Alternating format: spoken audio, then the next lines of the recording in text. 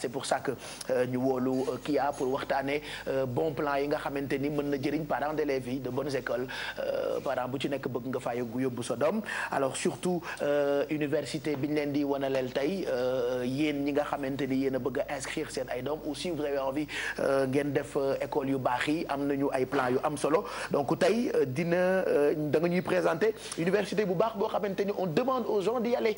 Exactement, Pape Cheikh, muy université Universiapolis qui se trouve à Agadir.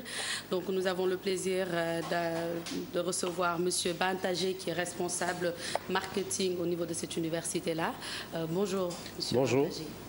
Alors donc Pape Cheikh, on va revenir un peu sur l'historique de cette université, donc oui. Universiapolis qui se trouve à Agadir. Est-ce que vous pouvez revenir un peu sur l'historique, sur sa date de création? Bien sûr.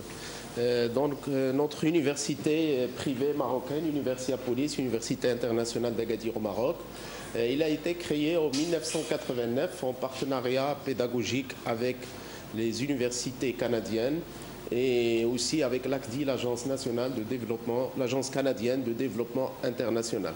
Depuis 1989, l'université n'a cessé de développer ses compétences et ses filières jusqu'à aujourd'hui où nous nous retrouvons sur un campus de 7 hectares avec 4 structures supérieures, à savoir la Business School, ISIAM Agadir, l'école polytechnique privée d'Agadir, l'école supérieure de tourisme et l'école supérieure de communication et sciences humaines. D'accord. Donc ce sont les écoles qui constituent l'enseignement supérieur dans l'université? Bien sûr, ce sont les écoles qui constituent l'enseignement supérieur. En plus de tout cela, nous avons aussi une école doctorale, un centre de recherche. Tout cela sur une structure d'un campus, y compris une résidence universitaire qui accueille les étudiants qui nous proviennent de 17 nationalités subsahariennes. Très bien. Mais quelles sont les filières accréditées dans cette université? Je viens de citer à l'instant les 4 écoles supérieures qui constituent donc notre université. Toutes les filières sont accréditées. Je vais expliquer plus. Pour la Business School, par exemple, nous avons les 2 premières années, c'est des années de tronc commun. À partir de la 3e année, nous avons donc les filières. Toutes les filières rattachées à cette Business School sont accréditées. Même chose pour l'école polytechnique privée d'Agadir au Maroc, notre école d'ingénieurs. 2 années de classe prépa intégrée. À partir de la 3e année, nous avons génie industriel, génie mécanique, génie informatique, génie agroalimentaire. Et toutes ces filières aussi sont accréditées. Pour l'école de tourisme aussi, filière accréditée. Et pour l'école de communication, filière accréditée. Alors on sait que dans cette période donnée, les étudiants font leur choix d'orientation, dans quelle université partir. Quelle est la visite concrète, donc quel est l'objectif de votre visite ici à Dakar? Justement, nous avons accueilli des étudiants sénégalais depuis presque... D'ailleurs, les premiers étudiants étrangers qui se sont inscrits exactement en 90 à l'université, c'était des étudiants sénégalais. Par la suite, donc, ils sont venus plusieurs fois. On a diplômé à peu près 3000 lauréats sénégalais aujourd'hui qui sont sur le marché du travail, soit dans le secteur privé ou le secteur public. Une chose importante que je tiens à dire, c'est que nous ne formons pas que pour le salariat, mais nous formons aussi pour l'entrepreneuriat. Ça veut dire qu'il y a des lauréats qui ont créé leur propre entreprise. L'objet de notre visite pendant cette semaine, c'est d'essayer de donner plus de renseignements, que ce soit aux parents ou bien aux étudiants, mais aussi inscrire des étudiants sur place. Malgré que nous avons un représentant officiel ici à Dakar depuis des années, aujourd'hui nous sommes là, notre délégation est là. Nous sommes à l'IAM qui est un partenaire primordial pour l'université, Institut africain de management.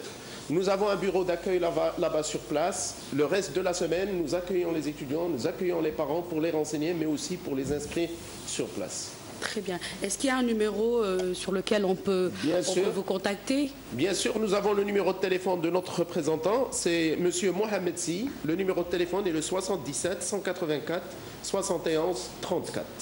Très bien. Donc, Pape Cheikh, je pense qu'on a fait le tour de cette université. Si vous n'avez pas d'autres questions. Moi, je voudrais expliquer surtout pour parents d'élèves qui xamante ne ñoom ñooy seetaan yenn saa yi seen doom yi bu ñu tollee ci ouverture des classes ñu bëgg leen yóbbu ñu jàngee bitim réew. am na ci ñoo xamee ni bu ñu bëggee seen ay doom jàngee Maroc par exemple dañuy ànd ak ñoom ba Maroc di leen wëral université yu baax donc université bi ñëw nañu ñu ngi Dakar. actuellement parents yi mën nañu dem inscrire leen bu ko defee seen doom yi mën a dem jàngi ci université boobu mu nga nekk Agadir Maroc. exactement Pape Cheikh moom laa ko doon waxtaanee ak moom démb ma ne ko aujourd'hui am na loo xam ne dafay rassurer parents d'élèves. yéen da ngeen ñëw pour quelques jours après da ngeen di dem mais kan moo fi nekk tey pour rassurer parents d'élèves boobu. mu may wax ni que au niveau de l'hôtel. De l'IAM, au niveau de l'IAM. Voilà, donc nous accueillons les parents et les étudiants pour plus de renseignements, mais aussi pour inscrire sur place. Exactement, donc parents yi mën nañ ñëw jël information yi ñu soxla yépp et puis possibilité également nga inscrire sa doom foofu sur place bu fekkee sa xel dal na et je pense que c'est une grande université, une très bonne université. Aujourd'hui 3000 lauréats sénégalais sur le marché de l'emploi. Je pense que c'est l'excellence même la ñuy prôner. Et donc toujours comme ni mu ko waxee mën nañ contacter donc monsieur Mohamed Sy boobu au 77 184 71 34. Voilà, 77 184 71 34 pour rassurer surtout les parents d'élèves qui veulent que leurs enfants aillent étudier là-bas. Exactement, exactement. Donc merci à vous monsieur Bétanger. C'est moi qui vous remercie. Choukran. La choukra ala wajib. Choukran Kouya. Choukran. Merci. Donc ñu ngi koy gërëm bu baax école bi université bi mu ngi nekk Agadir. mu ngi nekk Agadir tudd Universia Police. donc chaque semaine ay université yu baax dinañ mën a ñëw ci plateau bi pour wax seen ay affaires. wax ci li nga xam ne xam nga Pape Cheikh orientation dafa am solo. yow dëkk job am na njëriñ de. yow yaa ngi may tool. li créé chômage bi ci dëkk bi en général mooy inadéquation entre les formations ak les besoins socio-économiques du pays.